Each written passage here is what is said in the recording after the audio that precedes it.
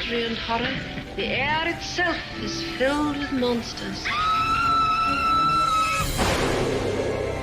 Children of the night, what music they make. He's alive! He's alive!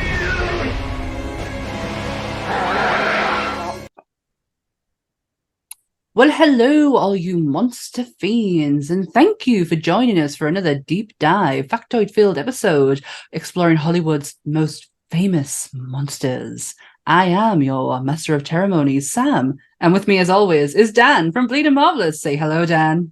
Hello, Dan. Oh, hi, Dan. The sultry sounds. Oh, I love it. Oh, have we got one today? Have we got one today? We were quite inspired by it wasn't a Sunday podcast. It was a movie review that was recently done on The Mummy, and we were like, oh, we have a mummy in our Universal Monster catalogue. So we decided we were going to do Boris Karloff's 1923 Mummy. The Mummy, I should say, not Mummy. It sounds really weird. Mummy. I'm saying nothing. So I'll get the disclaimer out the way with, and we'll just crack on with this week's episode. So, that was really high pitched. It really was. I don't think I've ever reached that tone before. So, everything discussed in today's episode is our opinions and our opinions alone. If you'd like to discuss anything from today's episode, please come and join us on the Facebook page, the comment section, or the Discord, where we can have an open discussion. What we won't have is anyone coming for us and telling us our opinions are wrong. We can all agree to disagree in fandom. So let's keep it fun, keep it kind, and keep the toxic behaviour out of nerdism. Don't be a dick. I really, really wanted to burp during that. She's a lady. Whoa, whoa, whoa, whoa. She's a lady. Yes. Treated to a song this early, aren't they? Oh, I know. As Dan said, yes, don't be a dick. So, The Mummy from 1932, directed by Karl Freud. Now, he is German, so I'm sure I'm saying that right. Freud, yeah. Freud. Yeah. Freud. Starring Boris Karloff. Who? The man himself. He's finally in a film. Boris Karloff, Zeta Johnson, David Manners, Edward Van Sloon, and Arthur Barron. You ready? God of gods, death is but a doorway to the new life. We live together. We shall live again. In many forms shall we return as we bring you the mummy. It is the beginning part of the movie. It is the starting point of the movie, which I watched last night for the first time, and it's not my favorite. It's not my favorite. However, Boris Karloff's performance was very good. I think I was there for him. I stayed for him. I mean, I stayed for this episode, but I did stay for him. Karloff was the only reason I watched it, because I have to say, for all of the stuff that I'm sure we'll go through on this episode, I found Zeta. I want to say it's Johansson. I can't. Oh my god, I probably said that wrong. I probably called her Johnson. It's actually Johnson, isn't it, or something like that? Hang on, how do you say it? Scarlett Johansson. Johansson, is that it? I think it's something along those lines. Or Joanne, or something like that. I'm really sorry, Zeta. I'm just calling her Zeta from now on. Yeah. I thought her acting was absolutely abysmal in this film. And it took me out of the movie to watch it. I mean, we love a bit of over the top acting in the 20s, 30s. You know, absolutely. Universal monsters, the women are always like and fainting. Let's just look at Una O'Connor, for example. That's the level of enthusiasm we are going for. She was as dry as fucking sticks. The original Scream Queen set the bar. She did. For overacting for me. Yeah, but, no, I totally agree. She wasn't the great. To be honest, the supporting cast was not the. They weren't the greatest. The love interest, the guy who was in love with Zeta's character. Yeah. He was very fucking vanilla. But the two guys who I didn't quite catch their names in the movie, the ones who were kind of suspicious and they were trying to burn the scroll, they were slightly a little bit more interesting. Yeah, I mean, that's the thing what Universal do when they work out something's doing well, they must do something very, very similar. So what they did was they took the guy who played Frank Wemple, which was the love interest, and the guy who played Dr. Muller, which was Edward Van Sloan and David Manners. Mm-hmm. They both were coming directly out of doing Dracula, because Frank Wemple, the young love interest, also played Jonathan Harker in Dracula, the original Dracula, and then Dr. Muller Rice, he was Van Helsing in Dracula, and he also played Dr. Waldman in Frankenstein. So he's coming off the back of that success, coming into The Mummy. And also one more similarity to Dracula, the opening. Yes, very much. I was like, have I put the right film on? Yeah. Do you know what? I would have said if I hadn't already known that fact before I went into watching it. But I thought it was an incredibly strange choice to make. But then I was thinking to myself, is this what they were looking for in every single Universal monster movie? So it was kind of like it was a link, like a formula. Like that's how that's how they would open their movies. And then I was like, it was the Swan Lake. It was Swan Lake, yeah. It was, wasn't it? Yeah. Yeah. They played that piece of music over the beginning, but to me, I thought it was more fascinating watching the maquette that they made. You know, they actually made the pyramid and put the mummy in 3D, which was like something that people hadn't seen before. Yeah, it was mind blowing for the time. Yeah. Like 1932. Crazy. I might have said 1923 at the beginning. I do apologize. It's 1932. She's a liar. I'm such a liar. But yes, 1932. Oh gosh, where was I? What was I thinking of? Oh, that was right. When I was watching it, I genuinely, and I remember saying this to Alan, I was like, I feel like this was meant to be a silent movie. That actually, I have got a couple of things about that, because that was what they were going for. In the movie, there's a couple of flashbacks, which was something that wasn't done as a rule in Hollywood at all. And the flashbacks to Ardeth Bay looking over his pool, they were homages to the early silent movies. So that's what they wanted it to make it look like, you know, the ding ding ding ding ding ding ding ding, you know, and the I'll get you tried to the train tracks, all that sort of stuff. It was the opening scene gives it initially, especially with the speech that I said at the beginning is actually on it's a bit longer, but it's actually at the front of the movie just before, like you've got all because back in them days you had the credits at the beginning of the people who were starring in, and then this sheet comes up with that speech, and it was the only thing playing is Swan Lake, and as soon as you get into the movie, all music stops.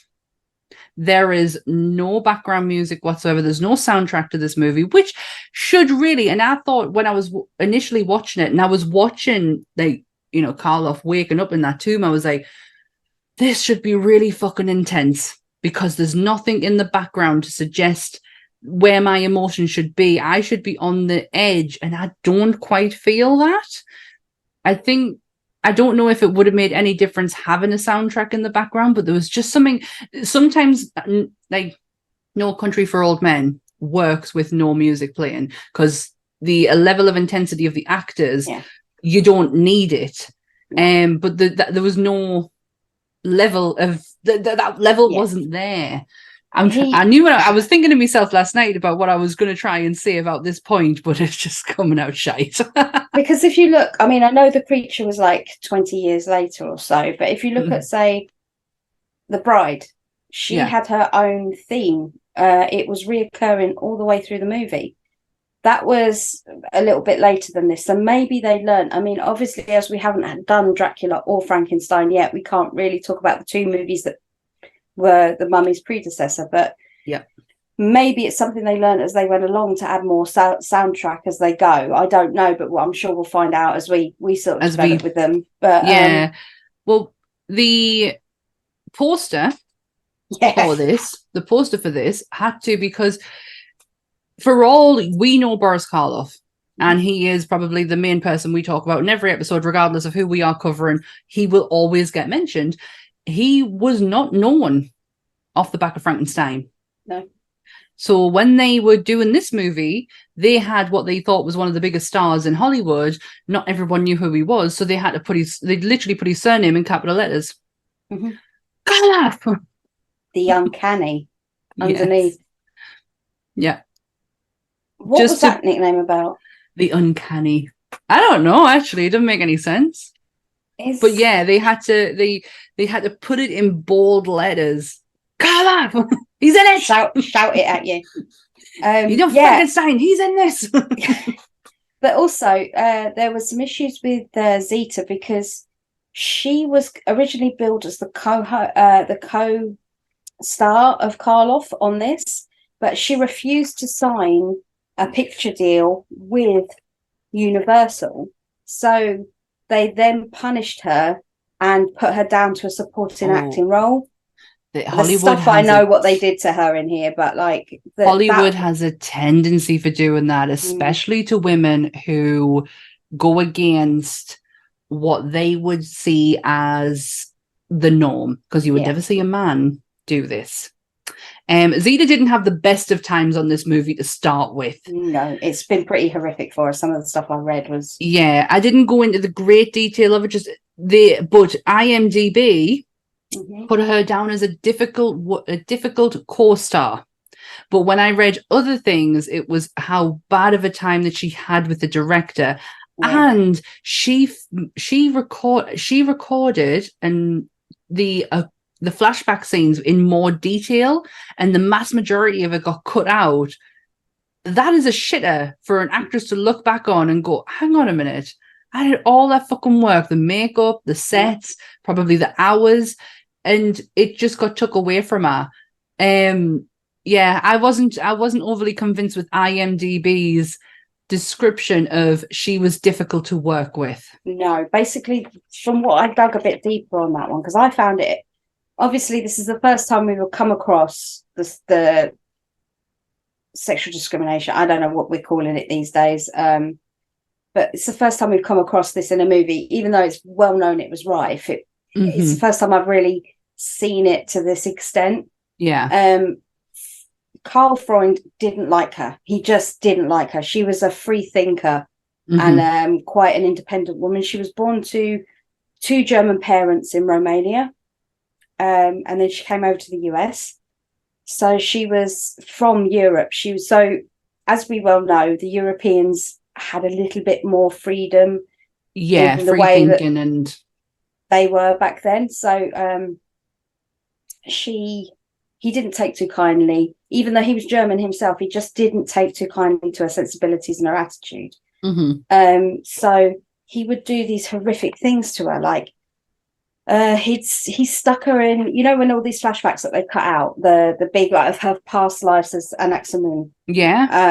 One of them was he stuck her in a cage of lions, and then they all got in cages so they wouldn't get eaten, but he left her in the cage with lions, live real lions. What a fucking dick. And he filmed the whole thing. He also made her stand, you know, the beautiful goldish lame dress she wears at the beginning. He made her stand for 2 days solid while they filmed those scenes, because he didn't want a crease in the dress. So she had to lean on a board. You know, they do the board lean, like with the costumed guys. So he had her lean on a board instead of let her sit down in that dress. My God, no wonder, like, knowing that now, no wonder her performance is as stale as it is. But by God, she was fucking beautiful. She's not this platinum blonde either. No, dark hair. No, dark haired. Oh my God, she's absolutely stunning. But it's like this, it's almost again, like she's been in a silent movie. It's the big eyes, I think, with her. Yeah, her Really facial big expressions, eyes. her facial expressions are brilliant. But there's when she gets taken over by Karloff, and she's at the door. There's no like, there's no enthusiasm. Like, there's nothing to push her to get. Like, if she was that taken over, she would have kicked that, like, drop kicked that door down. Yeah. But yeah, I mean, the worst thing, I say worst, he put in a cage of lions, but that is pretty bad. One of the things he did to her was that he pushed her so hard. He told, obviously, the people at the office that she needs to be fired, she's terrible, blah, blah, blah, blah. And she turned around and said to him, if you want me topless in this film and you can get it past the censors, I'll do it. Just to call his bluff. So, I mean, no one's asking her to exploit herself, but she's prepared to do it just to prove a point, which I doff my cap to her. But if it got that bad that she said, yeah, all right, then I'll be naked just to shut you the fuck up. So, fuck off. You know, it is pretty horrific. And I think when we cover movies of this age, we're going to come across stories that are pretty uncomfortable to listen to. But it is, unfortunately, it is part of Hollywood history. You can't turn the corner. Even in nowadays, you can't turn a corner without coming across some of the most grimmest fucking stories. I highly doubt we will ever cover Judy Garland on this podcast, ever. But if we did, it would be one of the grimmest fucking episodes we ever do. And the monster would be her mother and the directors at MGM. And Hollywood in itself. Absolutely. But yeah, one thing I wanted to mention at the beginning of this, we are actually celebrating, as of right now, 100 years of Universal Monsters. And I totally forgot to bring this up at the beginning. I even have it right at the top of my notes. 100 years, Sam. Say it. Hunchback of Notre Dame came out in 1923. Yeah. Honestly, when we that was what came out in 1923, not this. That I think we talked about it on the Nerdy Up North podcast that we did that covered all the monsters. That one. I watched The Hunchback, and I have to say that, to me, with a new, because I saw it with a new score, so someone had taken the movie and they'd written an entire score of their own, right.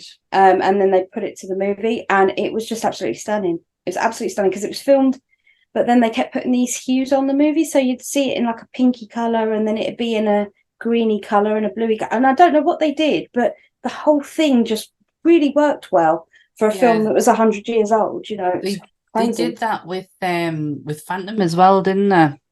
Because when I watched it, you go from black and white to the masquerade ball. I'm not joking. Give me the fucking chills. Like, literally, like, not just chills in a bad way. Like, I felt so uncomfortable. We've talked about Phantom before, yeah? Yeah, we have. Yeah. I can't remember these days. My memory is shocking. It's our third most successful video on this podcast of Monsters Up North. Top one is Pennywise. The second one is with the wonderful Mike from the Geek Asylum, the Thing episode. And the third one is The Phantom. That is amazing. A bit concerning that it is everyone's favourite, given how we all know a lot of people are scared of clowns. It's still that common curiosity they all have, isn't it? Yeah, you know, massively. Absolutely massively. Well, the guy who gets the most love outside of Karloff on this movie is our good friend who is dead, Jack P. Pierce. His Royal Highness HRH Jack Pierce. Yes, we had a rough time, or he had a rough time, I should say, on Werewolf, on the Wolfman. Yes. He does not have this in this movie at all. What they did to Karloff and how Karloff sat there and took it, I don't know. Because he is not Lon Chaney Jr. Because he is hard as nails. Yeah, the makeup process is actually probably the most interesting thing about this movie. But it is very similar to the Wolfman. He doesn't move away from that hot glue aesthetic. He's moved away from fur and gone with cotton wool. Yes. Cotton wool. To get, so there is this scene, if you've not seen The Mummy, and I honestly don't blame you if you haven't, it is a very old film, but you will have seen the image of Karloff looking directly into the screen. The one with his face down and his eyes out and His eyes out, yeah. and his little feather on. Yeah, absolutely right. Oh, is she? Is she? She is. I look like a dunce. Get in the corner. Naughty step. Yeah. But yeah, that scene where he's looking directly into the camera, you can see every crease, that is all made up with cotton wool. That is so uniform though, because I found that hypnotizing. And that was the whole point of it. Yeah. You know, to stare into his eyes and just concentrate on his face because they backlit him. Yeah. I think. And then they backlit him, and they did have front lights, because obviously the effect, we all who have used ring lights know the effect of what they can do for our eyes. Yes. And how they provide that very lovely light circle. It did the same for Karloff as well, but they did backlight him. They backlit him and front lit him, but only ever so slightly here, so that is more predominant. So his face is more.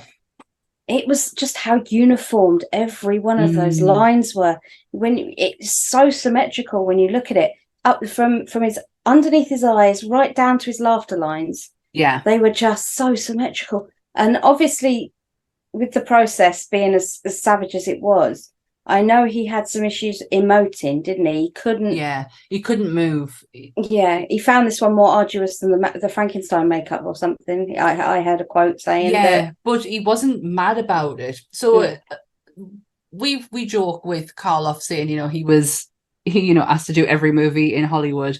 It isn't untrue for the Universals. They really did want him to do every movie, and he did turn the mass majority down because of the makeup from Frankenstein. However, with this one, it was probably more work, but it was I don't know, the process of it was a lot different. It wasn't as taxing, it wasn't as grueling, and it wasn't a case of he always had to wear it. It was purely because, I think, from what I can gather, the Ardeth Bay makeup didn't take as long. The Ardeth Bay makeup was literally just the face. The hands weren't really, didn't have much done. It was that just opening. Now, this is what I heard. I don't know if this is right, because I'm sure you can tell me if I'm wrong. The opening, well, not the opening scene, but the scene where you first see the mummy in the sarcophagus, it's an actual wooden mannequin for the beginning part of it, because you can see there's no nostrils. That is not Karloff standing there. So he's literally standing as we know him when he opens his eyes. And he's in it as the mummy for, I think, a total of, I think it was like 6 minutes. It's not the grand, it's a slow burner, but it's not a. We're in Bride territory. Yeah. With this. Because you see him for, I want to say, maybe 10 seconds at the end as well, when he's going into his weird trancey thing, when he's like, I was going to say melting, that's not what I mean, like when he was going to turn into dust at the end, when the I'm going to get this right, the scroll of Thoth was being burnt. Hey, yeah, there's half the shit I couldn't say. I kept saying Imhotep wrong. I'm probably saying it wrong now, because Ant had to keep correcting us. Anaxonomun. Yeah, see, I only know both of those from the pronunciations of Mr. Fraser's version. Yeah, absolutely. If it wasn't for him, I wouldn't be able to say them. Now, I'm going to come back to Jack Pearson a bit, because there's a lot to do with his makeup, but there has been a lot of mummy sequels within the Universal wheelhouse, within Hollywood's wheelhouse. However, they are all different mummies. There are different mummies. The only time Imhotep comes back onto your screen is in the Brendan Fraser mummy. Yeah. That's the only time that name comes back into Hollywood again, is then, and before it was Karloff. The thing about that as well was they were bloody clever with the 99 version, because they do a whole scene which mirrors and parallels the scene where Karloff gets wrapped while he's alive and stuck into the thing. You see an entire scene where they do the same thing. Wow. To the guy, and I can't remember his real name because I didn't look it up, and I know I'm going to kick myself because he's been in so much stuff, but the guy who played the mummy in Frasier's version, they mirror the scene. The only difference is they tip scarab beetles in there with him when they put the lid on, whereas in the Karloff one, they just stick the lid on while he's alive, and then they desecrate his sarcophagus because they don't want him being buried with the jewels and the finery. You don't get nothing. He gets nothing for what he did because he was trying to bring her back from the dead, and that was a no-no.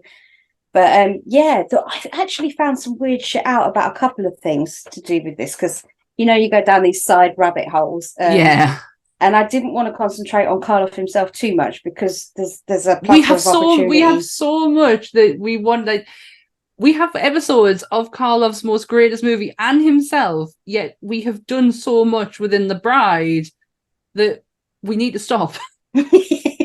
So we won't be talking wholly about him, just about like processes.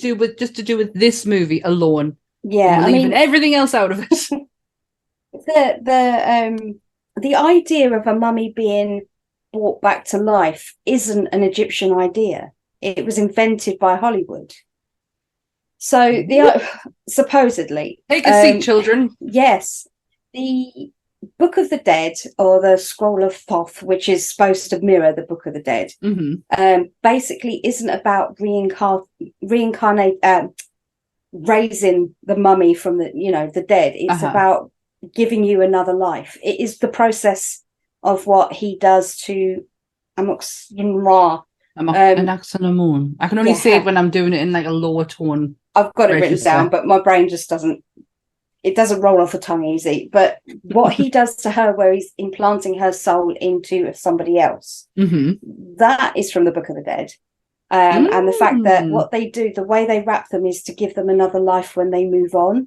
So they have fineries and riches when they move on to wherever they go. So the idea that you can raise a mummy is not an Egyptian, nothing to do with them. It was invented by Hollywood from this movie, which has then set this rhetoric across all these movies to say that you can bring a mummy back to life. And it's like the Egyptians are like, not in Egypt. No, you fucking can't.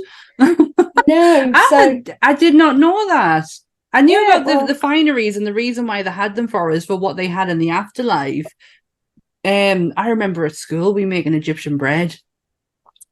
Yeah, we did a whole thing on the Egyptians, and I remember my parents buying us for Christmas, because I'm that much of a nerd, hieroglyphics, stamp hieroglyphics.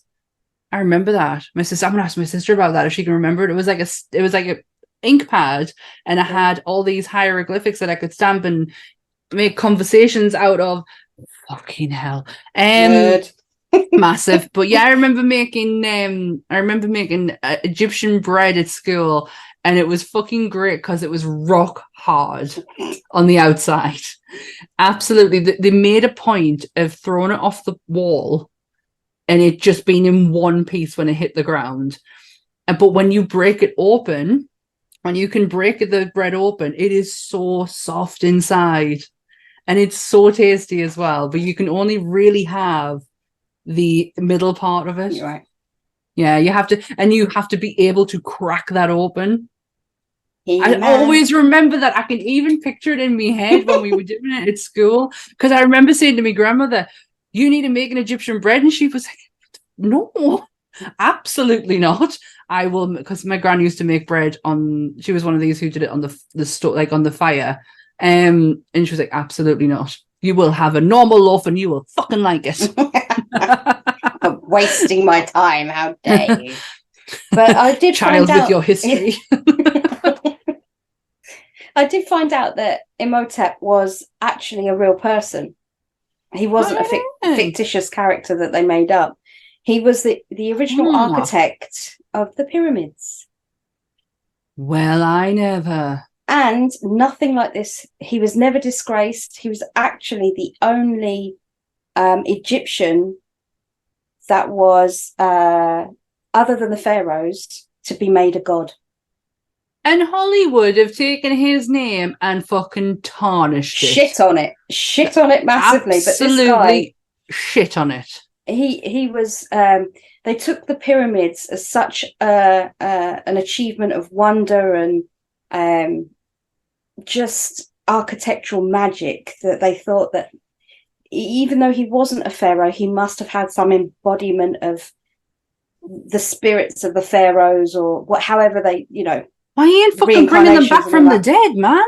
And they treated him after death as same as they would a pharaoh, and they gave him the burial, and he got godlike status for the pyramids. So I thought that was pretty cool. Yeah, that is really cool. I did not know that. I never found that. Like within me reading, it was mainly more just about the actual film itself. I like tangents. Well, actually, going back to makeup, only because you mentioned the fact that Imhotep was a real person. The makeup process, the makeup look for Karloff is based on Ramesses III. Yeah, which I thought was good. I thought that was a good choice. That was a good reference. So yeah, and it took 8 hours to apply. Now, if you think about Jack Pierce's processes in the past of episodes that we've done, it was a lot longer and a lot more grueling. But you did use a hot gun, like I said earlier. Cotton wool. Well, bear in mind, this is all that was showing, and then the hands when he pointed at the map with the ring on. Yeah. That really, other than the bandages, it was this and this that took the majority of the time. Yeah, that's right. I was just trying to think there. Yeah, his face and his hands are really all that's shown. So it's not as bad as Frankenstein. He doesn't, and I think that's half the reason why he did it was because, yes, I'm going to be in makeup, but it's not going to be as grueling as walking around in it for God knows how long. He did say to Jack Pierce, well, you've done a wonderful job, but you forgot the fly. I don't understand what he means. He can't go for a piss because he forgot his flies. That's what I've taken it as. There was no context to the fly. No. And that's what I presume. I was just like... I was thinking, well, he's dead. So does that mean like there's flies around him? But okay, that makes more sense than what was going in my head.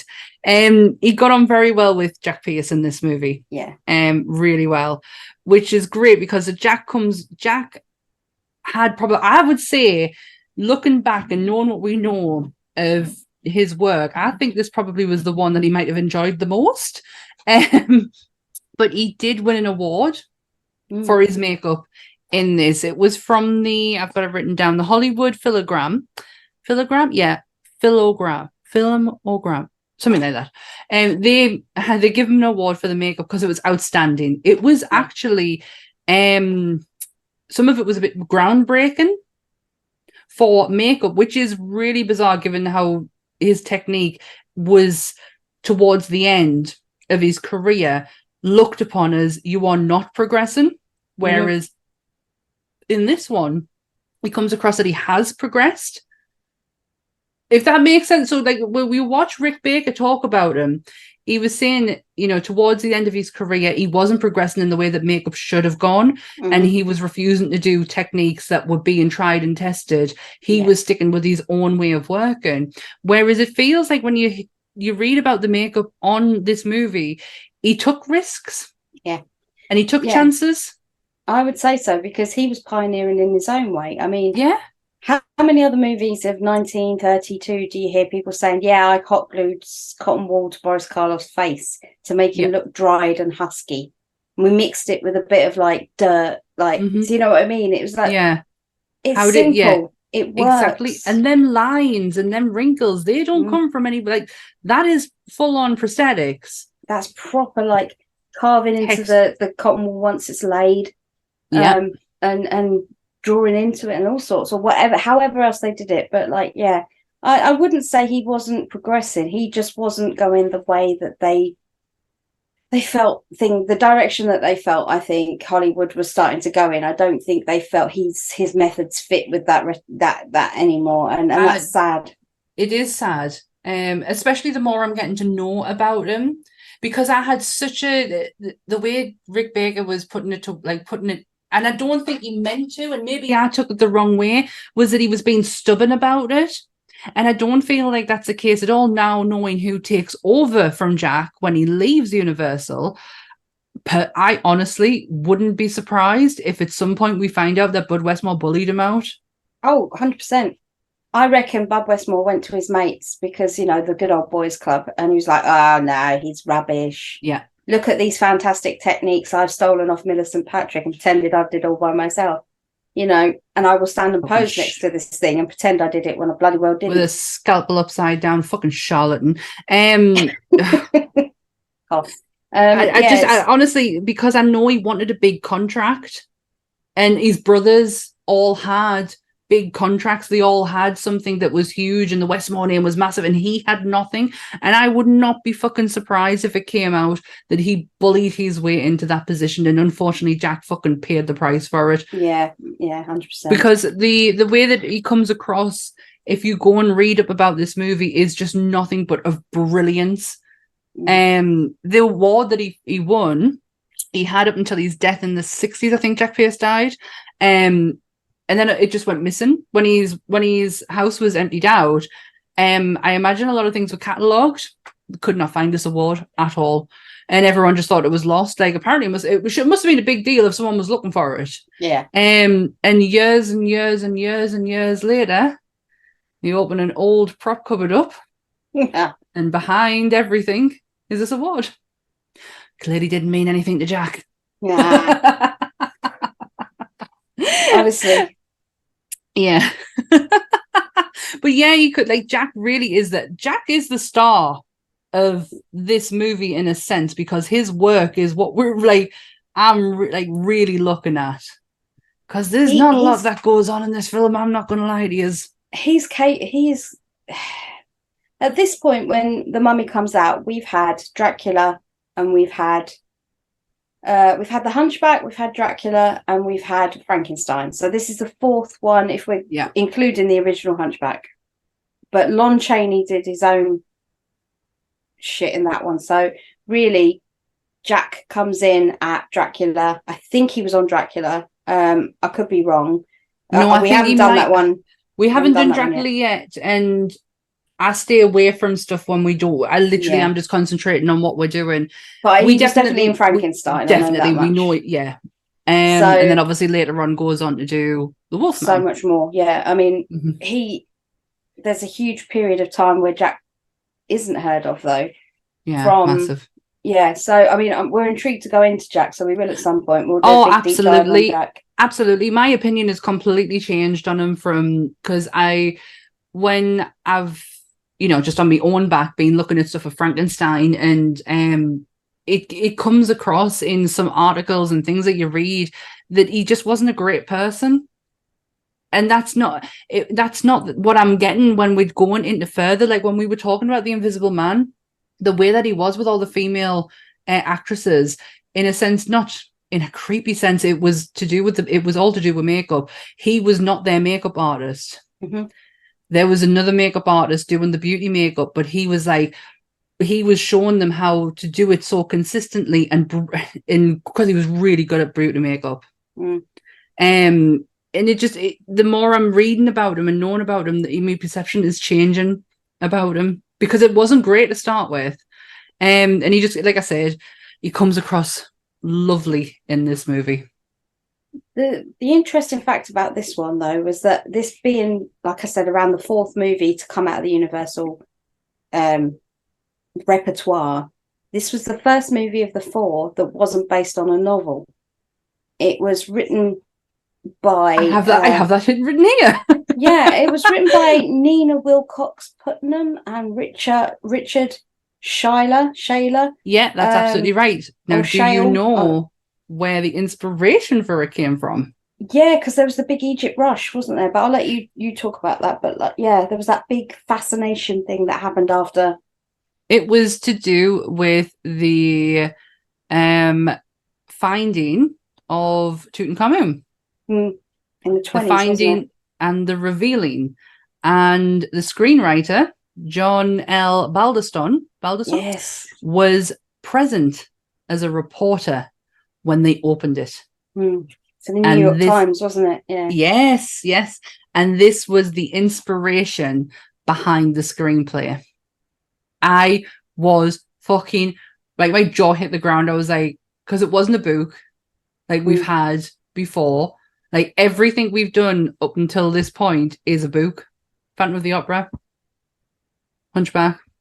Yeah, they've all been adaptations, haven't they? This is the first one that hasn't been. Dracula. Yeah. This is the first one that is inspired by real life events.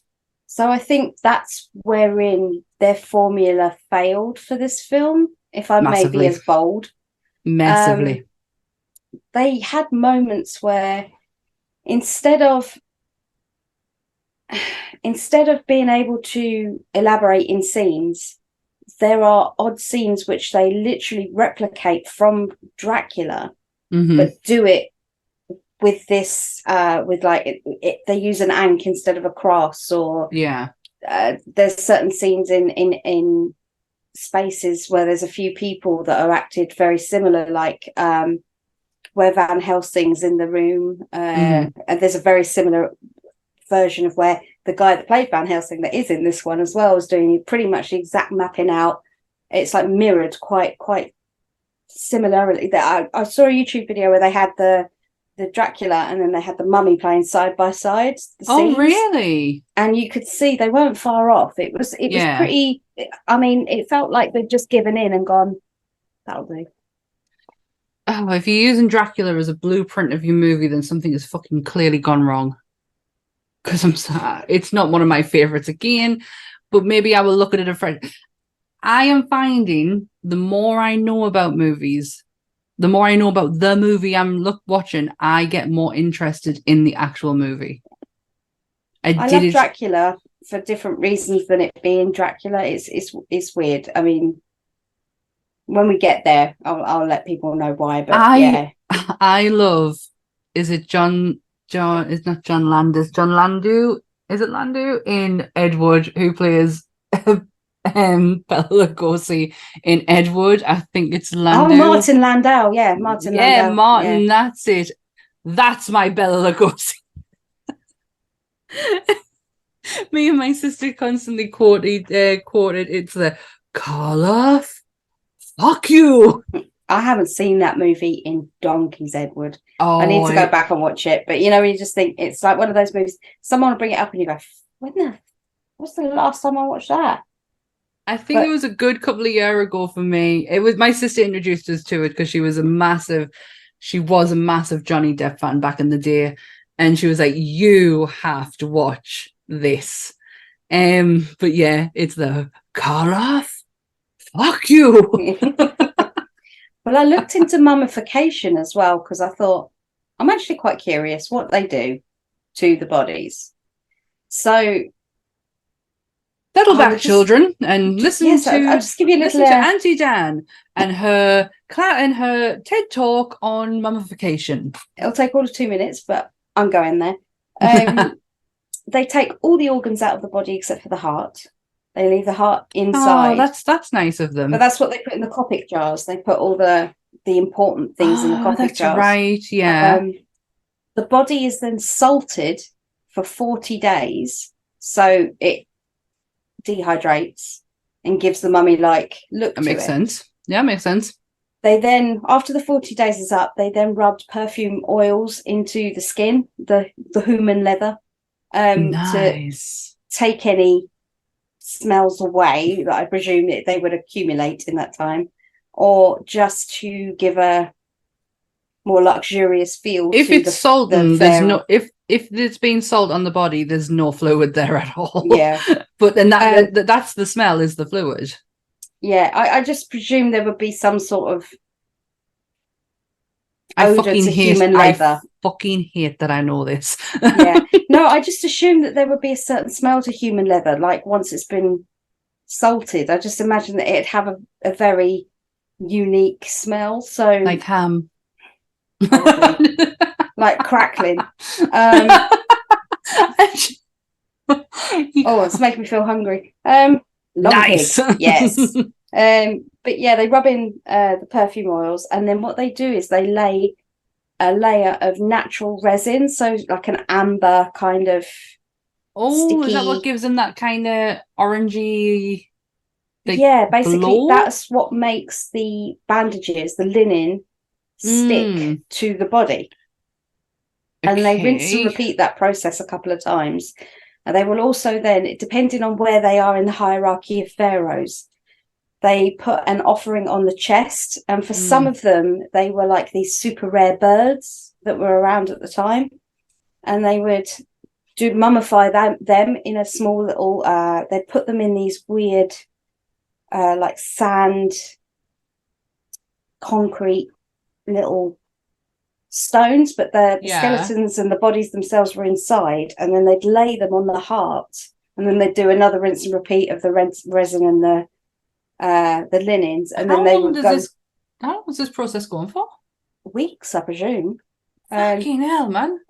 But obviously 40 days for the salting, and then I reckon the resin would be another good week on top of that, of letting it dry, starting again. So is it true about the brands? And the nose. I looked at that. Now, some people say yes, they stick the thing in and they scramble it and they suck it out. Others were saying no, they just put a tap point in the back and then they do mush it up, but they let it drain. It depends. I mean, the most common method that people did say happened is the through the nose jobby. Yeah. I hate the fact that I know this, but when your brain is being touched in, especially after you have left and passed on, it literally just turned to mush. You only have a very small period of time between if your brain is getting taken out or if it's staying in, because if it's staying in, it is literally going to go to mush very, very quickly. I've made myself feel very ill saying that. Got a little bit cold inside. I hate that I know that. But you don't have a very long period of time is what I'm saying after you've died. So the likelihood is the tap might have been probably a more effective way if they are, but if they're doing it straight away, then maybe up the nose. I didn't think this is where this podcast was going to take a turn to, by the way. The nose, scrambled and pulled out. Yeah, don't sneeze. You can't, you're dead, but you know what I mean. No, it's actually really interesting. I just thought it was something I just had a quick look into, because I thought they're making the process of where they're burying Imhotep alive for the desecration or the reading of the scroll of Thoth. They never buried them alive, obviously, because they had to give the gods sacrifices. That's why they put them in the Coptic jars. That's why there was that whole thing, blah blah blah. You take some things with you. When you get to your gates, you get weighed. You're good versus you're bad. Oh, that's right. So that's Egyptian. It's yeah. What's the feather? That's what it is. If your heart, is it? That's and the feather, weigh the same, then you've been a good person. So you may pass Anubis. You go through the gates. Anubis, that's right. But if your heart weighs, if your heart weighs more than the feather, or less than, more than, I can't remember. It's one of the other ways. If your heart weighs more or less, then you go to wherever you go to, purgatory, whatever the version of that is. You'd think after us watching Moon Knight, I might have actually paid attention to. I am terrible when it comes to Egyptian gods. No, even in American gods, though. The whole feather Anubis thing with that's right. With the dead Norse wife. mythology, I'm well up on, yes, but when it comes to Egyptian and Greek, I am terrible. We had a question at work the other day, and it was, who was the Greek god of the sun? Ra. That's Egyptian, though. Yeah, that's Greek. Egyptian, yeah. It was Apollo. Yeah. And that was my first instinct, was Apollo. And then I went, Apollo Creed, fighter, no, can't be sun. And I doubted myself. And it was Apollo. Because Apollo Creed came into my head and I'm like, he's a fighter. Well, going into that though, the name that they used for the mummy Imhotep when he was a human, so Ardeth Bay is actually an anagram of death by Ra. Death by Ra. Yeah, because Ra was the sun god, wasn't he? So basically, he's the one with the sun in the hand. Yeah. I think it was a foreshadowing for when they set fire to the scroll at the end. It was fire that set it. I know it wasn't sunlight or sun, but it was the fire that killed him. So death by Ra. I think there was some sort of link that was a tenuous link at that, but I feel like that was supposed to like mirror the name and there's some brilliant, spectacular deaths, and I say that in the most sarcastic tone I can possibly try and reach. My God, the death at the fireplace when he is meant to be burning the scroll, and the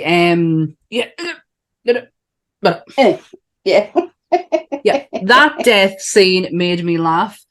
Even funnier when the servant came in afterwards and kind of just stepped over him and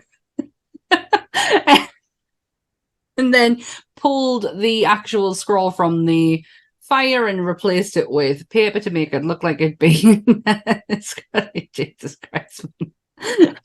God, this was not the best. It was not the best movie. Like I say, Karloff is the main reason I'm sticking it, because his performance is brilliant. His articulation in words is fantastic. I didn't expect him to speak in his British accent at certain points. I really my favourite. The line that he does that is my favourite, absolute favourite. Right, and I know I say every week there's a line that comes out and I go, I want that on my tombstone. No, I want this. It's when he turns around and one of the Wimples is going to touch him and he goes, I dislike to be touched. And I was just like, yes, Boris, yes. I need that on a T-shirt. He said it's an Eastern prejudice. And I just thought, you don't dislike being touched because you will crumble to shit because you're made of dust, man. That's why you dislike being touched. But it was just the way he went, I dislike being touched. And every single syllable was pronounced. Oh yeah, he's got such a way with these words, hasn't he? It was so like phonic. It just sounded nice rolling off of his tongue. I was just like, do you know what the best thing about him is? He had his British accent, but it's not Queen's English British accent where it's so super duper posh. It's like a radio person that speaks like that. This is the BBC. Yes, not like that. It's just it's very well it's clear, it's well, and every word is just pronounced beautifully. He really does put on a performance, because if you think about it, the last performance he did, he didn't really say anything. Oh. Yeah, that was his script. That was his script. Yeah. The dialogue in this was abysmal. It just wasn't chemistry. I mean, no, it was so fucking still. She and him, when there was that hypnotic thing, you could tell that they got on. There was no animosity between those two. And she really didn't mind looking at him because they held the gazes really well when it was just the two of them staring at each other. But I tell you, one of the surprising shots that I actually quite liked was when the son was on the dig, and after about 10 years later, after the dad had discovered it, and the son was on the dig, and you hear the knock on the door, but you can see through the slats this huge person, huge in the silhouette through the slats, because it was filmed like up. And when they opened the door, I just couldn't get over how tall he looked in that. Yeah. It was crazy how big he looked. I mean, I think he was 6'4". He was a height, Karloff. Now, I remember seeing when we did the Wolfman, Lon Chaney Jr., strapping man, big man. He was only 6 foot tall when I finally found out how tall he was. And I'm like, no, my husband's 6 foot. That is like, I'm 5'9". He is not tall. But Karloff was tall. I thought a lot of it was angles at first. Oh, most likely, yeah. But that would have been a big help. But I think he was a really tall gentleman. That just looked, it was just, I thought that was a really clever shot, because what people don't know is that Carl Freund was actually the director of photography on Dracula. Yes. So he'd come from doing those. He was responsible for that light shot across Lugosi's eyes. He was. He's been responsible for some of the most iconic Universal monster poses that you see. You know, the one where Frank's looking at his face and he's touching his face, and that famous one where they've lit it a certain way, and he was responsible for that. But I didn't know he did Frankenstein, but it makes sense. The cinematography of it is very similar to Dracula.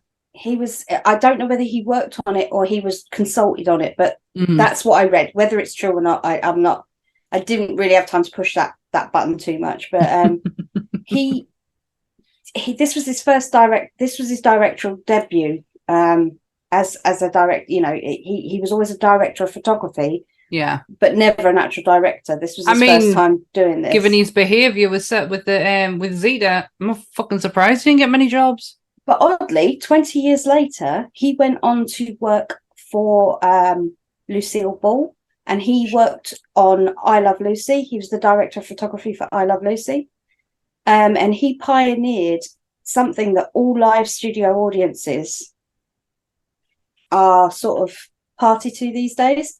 He came up with the 3-camera on one scene. Yeah. So oh my God. That was him. He was responsible for working out how to time the shots and then work it out in the booth as to camera 1, camera 3, camera 2, camera 1, you know, through one continuous scene. So crazy. Yeah, so they didn't have to film that one scene 42 times from 42 different angles.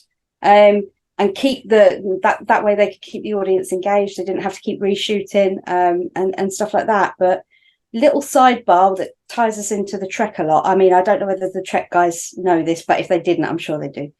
Lucille Ball was responsible for Gene Roddenberry getting Star Trek made.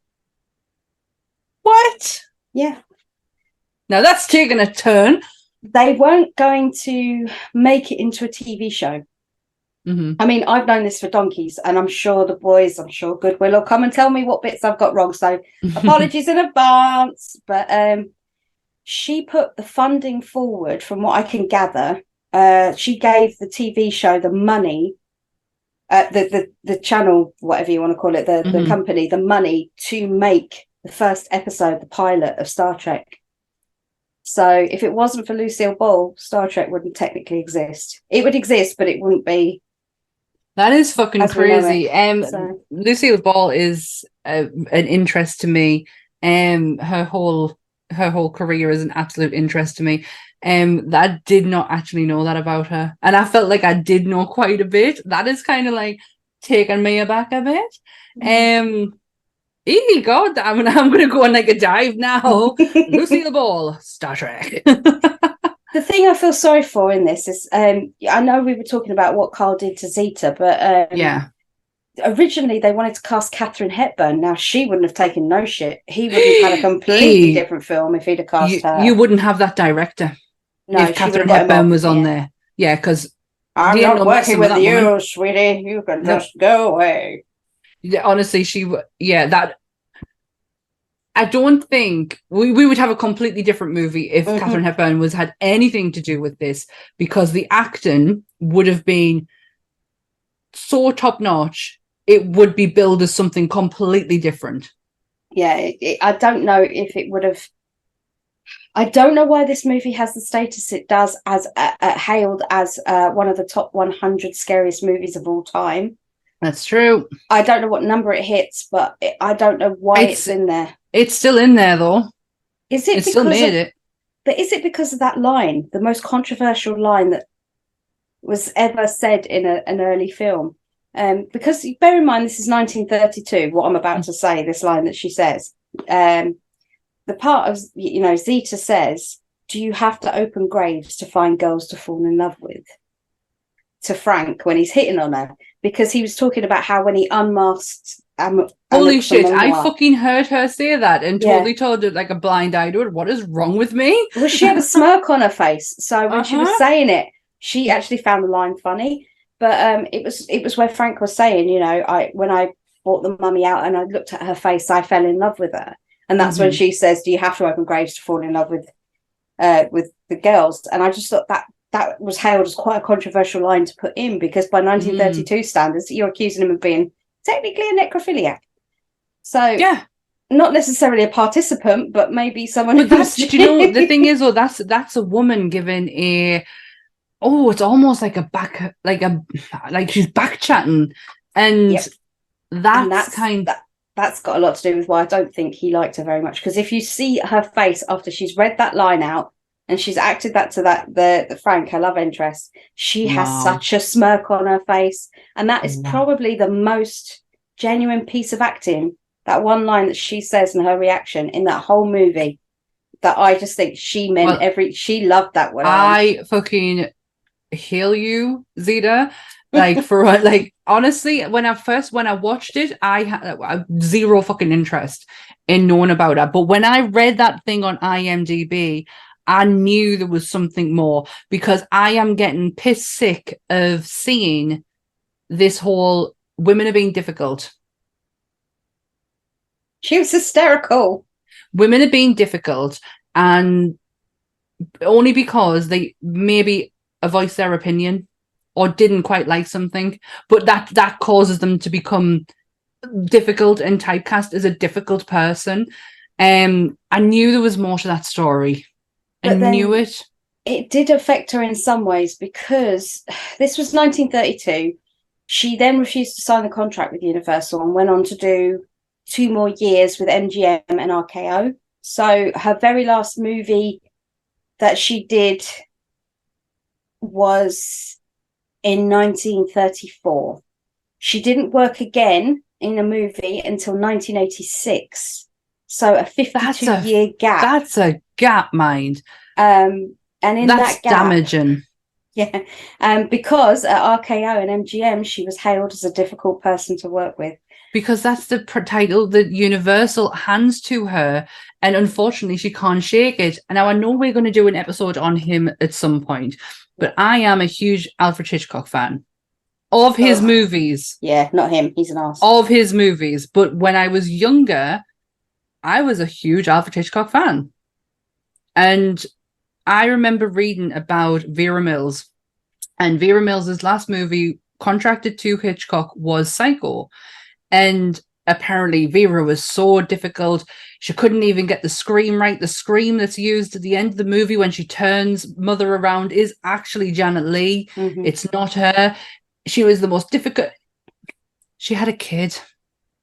Yeah, because that happened with Tippi Hedren as well, didn't it? The whole thing where she was difficult during the filming of the birds because she didn't reciprocate his love interests. He fell in love with all of his leading ladies, didn't he? Apart from Janet Leigh, because she put him fucking straight.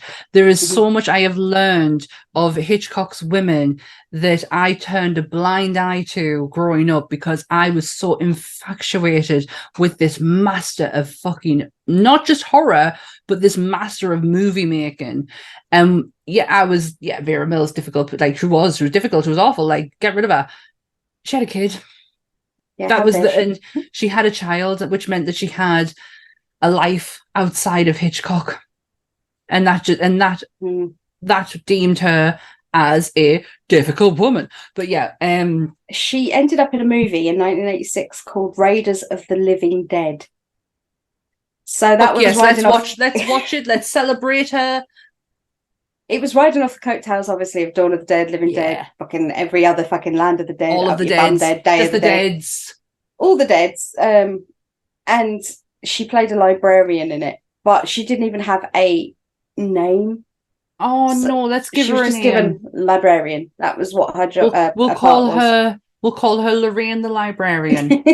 Let's all go and watch this movie. Let's all go and give Zeta a resurgence in her life, or not her life. She will definitely not be alive. Yeah, she's gone by now. She went in 93, I think. I didn't write it down, but I'm sure it was somewhere around there.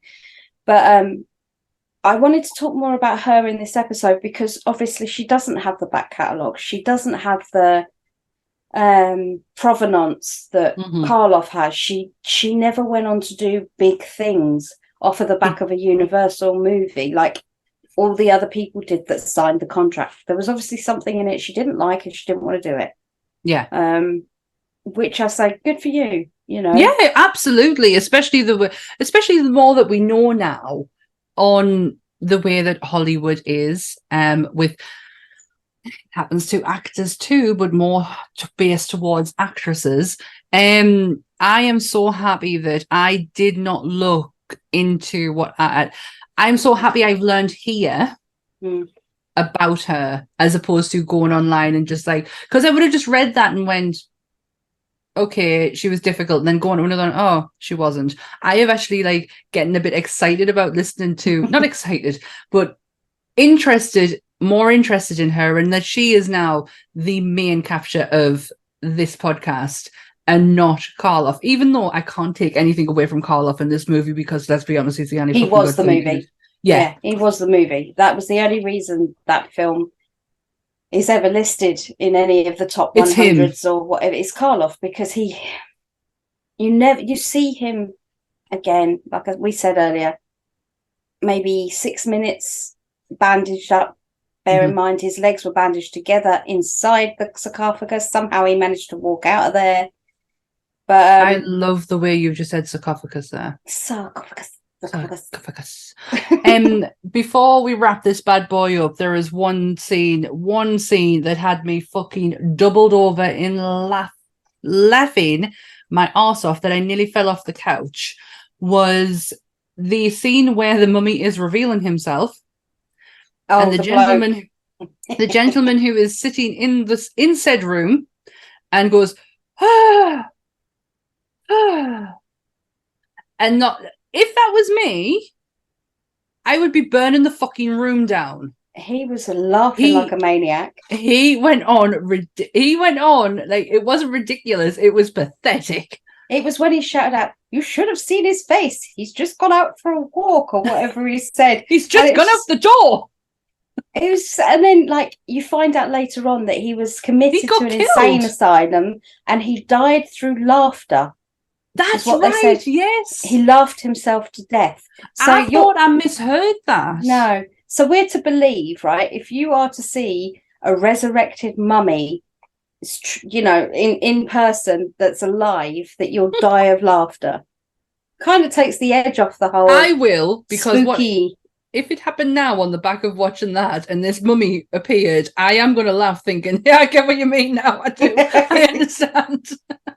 I understand why your actor was fucking abysmal. Honestly, it was, yeah. But again, going by how tragically shit this film was, yeah, it rained. This is a weird fact about it. The original movie poster, original movie poster was the most expensive poster ever sold. Up until 1997, it was sold for $453,500. It was only knocked off the spot in 2017 by the original Dracula poster, which sold for $525,800. So they are the most expensive posters ever to be sold. It's not a Nerdy Up North. It's not even a Nerdy Up North. It's not even a Monsters Up North episode if Dan is not spilling out some numbers, with some maths. I have the box office numbers because I thought I can't let people down. There's no yeeting in this episode. So, you know. Unless the rest of the supporting cast are yeeting their careers off the air. Hurling it into space. Yeah. But yeah. The budget was quite large. I'm looking actually for the Rotten Tomatoes score because I totally forgot to write it down. But what was the budget? The budget was $196,000 in 1932, which by today's standards is around 3.9 million. Which, okay, by today's standards, 3.9 doesn't sound a lot, but for that time, 3.9 million for that time. That's the equivalent. That's a lot of coin. It made $370,000 in the box office, giving them a profit of $174,000, which worked out by today's means. It made 7.4 at the box office, giving them around about 5 million, give or take, return on the movie. So they saw it as a success. With that kind of money in 1932, that would be a hell of a success. That is a huge success. Yeah. In respect of money. Do you want to hear what the Rotten Tomatoes score is? Is it really good? Because I don't know why. 89%. No. Bear in mind. Fake news. Bear in mind, I'm sure Bride is 93. It's not up there with the others. This one, for me, personally, didn't stand up. No. The writing wasn't there. The dialogue wasn't... The only way that it's made interesting if Karloff is reading it. That's the only way. The dialogue is not great. The there was some brilliant cinematography moments in it. The moment with the when he's looking through his bowl of water, but it's the steam and everything that comes up around it. When you get into that is beautiful. Yeah, from a Wayne's World moment, isn't it? Yeah. But you are kind of transfixed with that swirling because it's beautifully done and very clear. Yeah, for a film that is almost slightly grainy, and probably with intent as well because of the setting of it. Because when you're in the posh rooms, it's crisp. Yeah. When you're with Karloff, it's kind of a bit dirty. But that's that. Oh, I was very transfixed with it. I was like, this is probably the best part of the film. Is that right there? And there was actually a recent controversy that came out because the scarab ring he wears. Yeah. Did I read about this? Yeah, Forrest J. Ackerman was the guy who was reported to have the original ring. Now, upon closer inspection, when they did like for like, so they brought up the shots of the ring in the movie and they compared it to the one that he had, turns out totally different. And because it said that he had it for like... Yeah, he didn't. He sold it thinking he had it for 5 figures to an independent collector, and it wasn't the original. You are going to be pissed. But Forrest Ackerman, if you recognise the name, it's because he was the guy that started the magazine Monsters of Filmland. And also he invented Vampirella. Fuck, I did not know that part. Yeah. He loved Barbarella, Jane Fonda's Barbarella, so much, but he wanted to make a more horror-inspired monster version for the masses. So he invented Vampirella. He's the co-creator of it. But a lot of people have a lot of time. I think they call him Fozzie. It's something like that. He has a very short nickname they call him, and everybody that ever talks about him has nothing but good things to say. So I genuinely think he thought he had the real one. I don't think he was ever. I don't think he was being like a dick or anything. No, I don't think he was being like a shonky shit or anything, trying to get some money off people. But that's a new one. We'll add that to the vocabulary of monsters. Shonky shit. He won't be in no shonky shit. No. I am all out of facts. I am all out of the Mummy. Love, I'm so lost without you. We start with a song, we end with a song. I'm turning into Ryan Reynolds slowly but surely. I feel like it. Yeah. I just don't have his bank account. That's the only difference.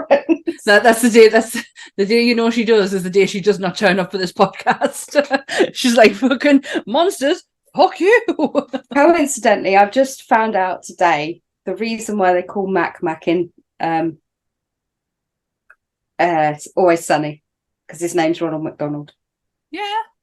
See, have you just started watching? You have, haven't you? I'm on season 8. I've never watched them back to back. I've seen bits and pieces, but I've never seen this episode of the high school episode. Yeah, it's Ronald McDonald. And Ronald McDonald, and I just sat there and I went, "You're fucking cute." I absolutely busted stream when that happened. Like my insides went on the outside.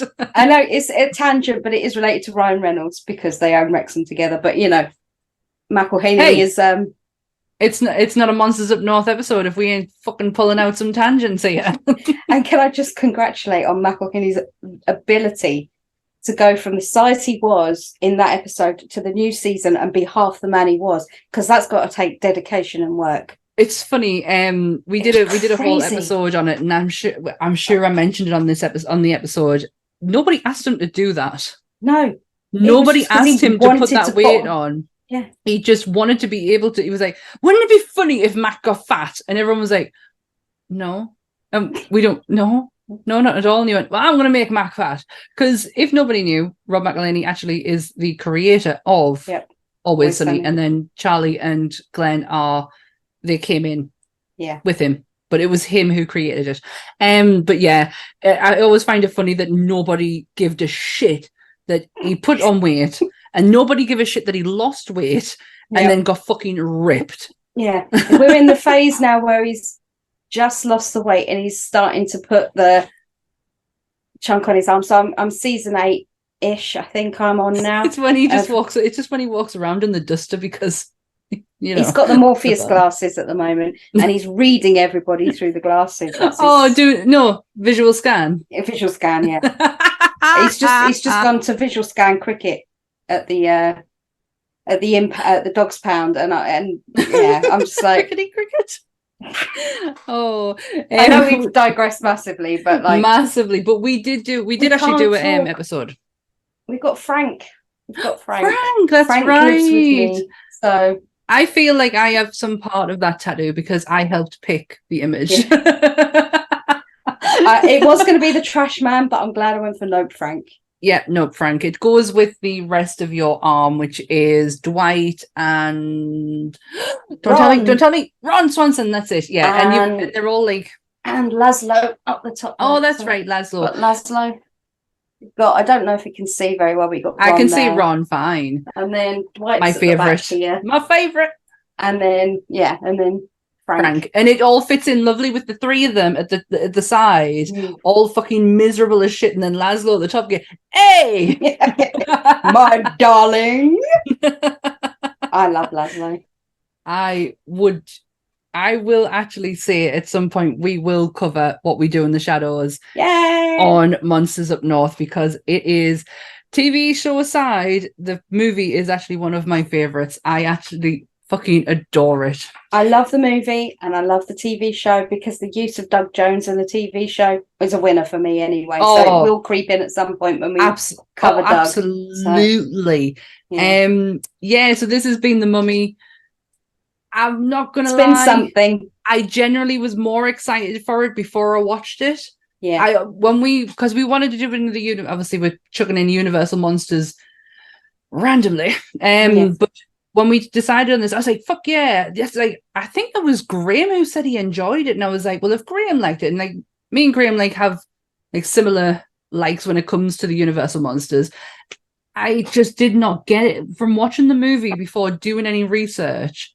I just wasn't feeling it. And then when I was doing my research, I was like, I fucking get why I'm not feeling it. Like the only interesting bit for me was just the makeup side of it. And just how fucking well done Jack Pierce did on this. And not kind of fake smashing glass when there was no glass in the panes. That was awful. But yeah, I mean, I would say this is a solid 3.5 out of 10 for me, this movie. I'm gonna just give it a 3. And the 3.5 is purely dedicated towards Zita and to Boris, and some of the photography shots that they use. But that's cinematic shots. Other than that, I wouldn't recommend going back and watching it. I can tick it off my list and say, seen it, done. The figure of him in the sarcophagus is iconic. Completely agree. But where this mummy came from, that mummy, I don't know, because it was not from this film. It does not exist in this movie, in this universe whatsoever. It's been an experience. I'm glad it's over, in all honesty.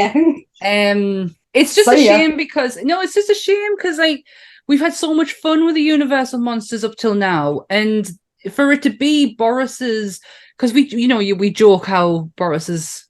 I heard Boris was cast in this and that and the other. He actually was cast in this, and I was like really excited. Yeah, we're going to do, and it's not just a Boris in a costume making a noise. This is Boris actually acting. For it to be as disappointing as it has been is sad.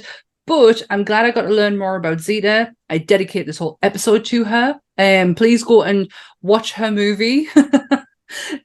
support. Raiders of the Living Dead or whatever it was in 1986. Just type in all the dead. Zeta. Yeah. Oh, God knows what that come up with. Oh, I'd hate to think. I would actually hate to think. Right. Next week. Next week. We are going. We're going for a big hitter. Yeah, huge one. We are going for a big hitter. This is a big, massive one. This is a chainsaw wielding, massive, skin wearing hillbilly of the. It's not Ash. It's not. It's not. We are doing Leatherface. Mm-hmm. And I am so fucking excited. Leatherface is I'm going to call it Texas Chainsaw Massacre. I'm going to call the movie what it fucking is. Yeah. Texas Chainsaw Massacre is one of my favorites. I mean, I have a lot of favorites, but this is one of them. I find the character so interesting. I will give you arguments and give you sympathetic sides towards this character. I will make you fucking love Leatherface by the time we are finished. Yeah. Yeah. We will be covering Tobe Hooper's ones. We'll be covering the newer remakes or reimaginings or whatever we're calling them. We will dive literally from the Tobe Hooper one up until the most recent one. Be prepared for passion. Be prepared for a lot of fucking ranting and raving. Probably stuff I've gone over before, but you're probably going to get it again. But I do have a lot of love for the character and a lot of respect for the character and its creators and the movie making. So it's going to be fun. It's going to be interesting. Thank you for sticking around with us for this one. It's been an adventure. Yeah, congratulations, Gold Star. Yeah. Give yourself all a pat on the back. You did it. You made it. We are here. Please, if you can, remember to like, share, and subscribe to our YouTube channel. We are available on iTunes and Spotify. If you can, just give the hearts to... It's a heart on Spotify, yeah. Heart on Spotify. But if you can give a like and review on iTunes, it really does help the podcast get out there. It adds into the algorithm and it makes more monster fans find us a lot easier. We are on YouTube on Monday, every Monday at 7:00. It's been something. It's been 3 out of 5, 3.5 out of 10, yeah. Oh, I'm saying 3 out of 5. They ain't getting that 0.5 out of me. Not a chance. So thanks, Dan. Thanks, Sammy. Stay nerdy, everyone. Bye-bye. Bye.